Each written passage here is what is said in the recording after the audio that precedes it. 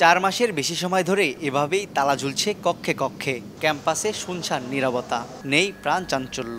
চলতি বছরের 18 ফেব্রুয়ারি খুলনা প্রকৌশল ও প্রযুক্তি বিশ্ববিদ্যালয়ে সংঘর্ষের ঘটনায় আহত হন শতাধিক। এরপর থেকে শিক্ষার্থীদের অনশন, উপাচার্যের পদত্যাগ, শিক্ষকদের কর্মবিরতি সহ একের পর এক ঘটনায় সংবাদের শিরোনাম হয়েছে শিক্ষা প্রতিষ্ঠানটি।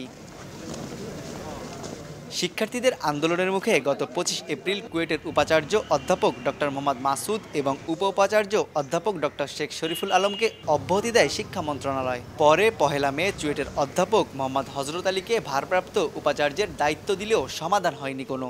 নানামুখী চাপে 22 মে পদত্যাগ করেন তিনিও। এরপর থেকে কার্যত অভিভাবক শূন্য এ ক্যাম্পাস।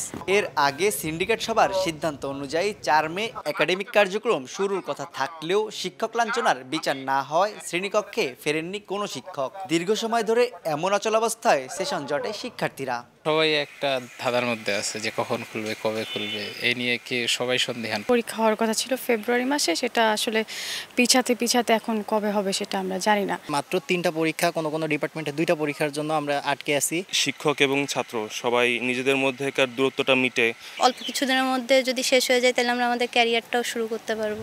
অন্যদিকে 2 মাস ধরে 1200 শিক্ষক, কর্মকর্তা, কর্মচারীর বেতন ভাতা বন্ধ। 2টা মাস ইতিমধ্যে অতিবাহিত হয়ে গেল, আমাদের বেতন বোনাস সব বন্ধ।